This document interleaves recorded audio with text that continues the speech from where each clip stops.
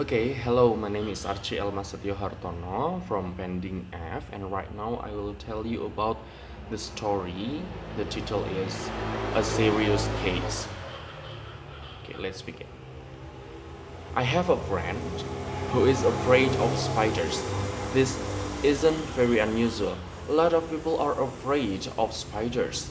I don't really like spiders much myself. I don't mind them if I see them outside in the garden, as long as they are not too big. But if one comes in the house, especially if it's one of those really big spider with furry legs and little red eyes, then I go huge and I try to get rid of it. Usually I'll use a brush to get rid of the spider, but if I feel brave, then I'll put a glass over the top of it, slide a piece of paper under the glass and then take it outside.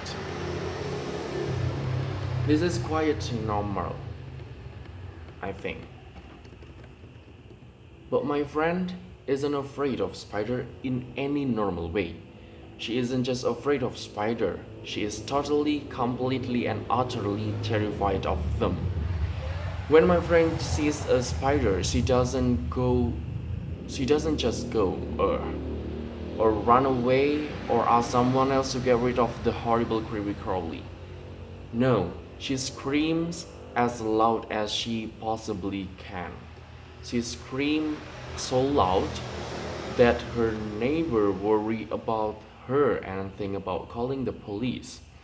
When she sees a spider, she shivers all over and sometimes she freezes completely. She can't move at all because she is so terrified. Sometimes she even faints. But my friends had a surprise for me when we met for coffee last week. Guess what? She asked me. What? I said. I've got a new pet. Great, I said. What is it? A dog? A cat? No. A budgie? No. A rabbit? No. Well then, I got a pet spider. I don't believe you. It's true. I decided that it was time I did something about my phobia, so I went to visit a doctor, a special doctor, a psychiatrist. The psychiatrist specializes in phobias, helping people who have irrational fears to get better and live normally. He told me I suffered from arachnophobia. It's an irrational fear of spiders, he said. About 1 in 50 people suffer from a severe form of arachnophobia. It's not very uncommon. Thanks, said my friend, but that doesn't help me much. There's a lot of different ways we can try to cure your phobia, said the psychiatrist. First, there is traditional analysis. What does that mean? Asked my friend. This means a lot of talking. We try to find out exactly why you have such a terrible fear of spiders. Perhaps it's linked to something that happened to you when you were a child. Oh dear, said my friend. That sounds quite worrying. It can take a long time, said the psychiatrist. Years, sometimes, and you can never be certain that it will be successful. Are there any other methods? Yes, some psychiatrists use hypnosis along with traditional analysis. My friend didn't like the idea of being hypnotized. I'm worried about what things will come out of my subconscious mind, she said. Are there any other methods? Well, said the psychiatrist, there is what we call the behavioral approach. What's the behavioral approach? Asked my friend. Well, she said, sorry. Well, said the psychiatrist, it's like this. The psychiatrist cut out a small spider from his desk. It wasn't a real spider, it was made of plastic. Even though it was only a plastic spider, my friend screamed when she saw it. Don't worry, said the psychiatrist. It's not a real. The psychiatrist got out a small spider from his desk. It was a real spider. It was made of plastic. Even though it was only a plastic spider, my friend screamed when she saw it. Don't worry, said the psychiatrist. It's not a real spider. I know, said my friends, but I'm afraid of it just the same. Hmm, said the psychiatrist. A serious case. He put the plastic spider on his desk. When my friend stopped screaming, the psychiatrist told her to touch it.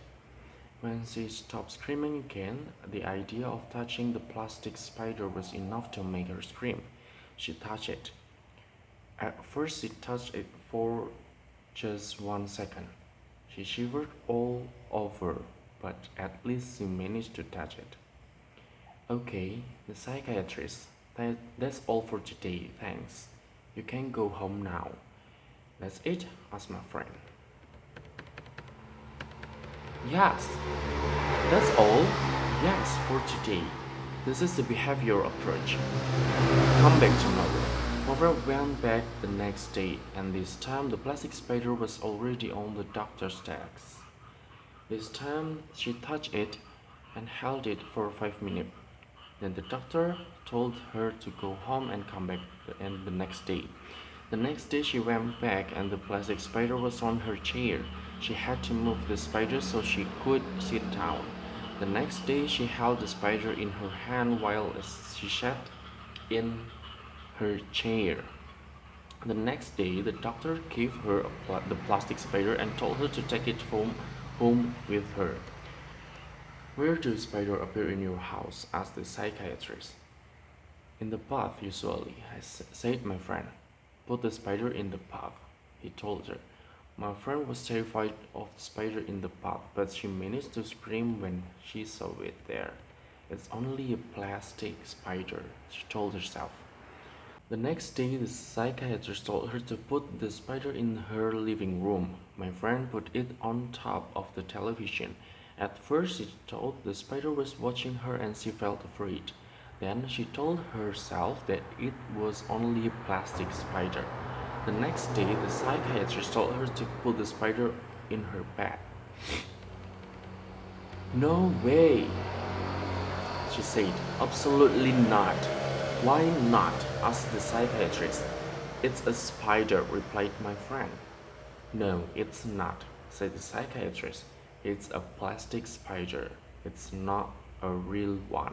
My friend realized that the doctor was right. She put the plastic spider in her bed and she slept there all night with it in her bed. She only felt a little bit afraid. The next day, she went back to the psychiatrist. This time, she had a shock, a big shock. Sitting in the middle of the doctor's desk, there was a spider, and this time it was a real spider. My friend was about to scream and run away, but she didn't. She sat on the next and on the other side of the room, as far away as possible from the spider, for about 5 minutes. Then she got up and left the room. See you tomorrow, shouted the psychiatrist to her as she left. The next day she went back, and this time the psychiatrist let the spider run around on his desk. Again, my friend stayed about 5 minutes, then left. The next day she stayed for 10 minutes, and the day after that 15. Eventually, the psychiatrist held the spider, the real spider with long furry legs and little eyes, in his hand. He asked my friend to come to touch it. At first, she refused, but the doctor insisted. Eventually, she touched the spider for just for a second. The next day, she touched it for a few seconds, then for a few minutes, and after that, she held the spider in her own hands. Then she took the spider home and let it run around in her house. She didn't feel afraid. Well, okay, she didn't feel afraid, but only a teeny bit. So now I've got a pet spider, she told me again. Well done, I said. There's only one problem, she said, and as she spoke, I noticed that she was shivering all over. Then she screamed and climbed up on the chair. She was pointing to something on the floor. Over there, she screamed. Look, it's a beetle. Chris rose. Thanks.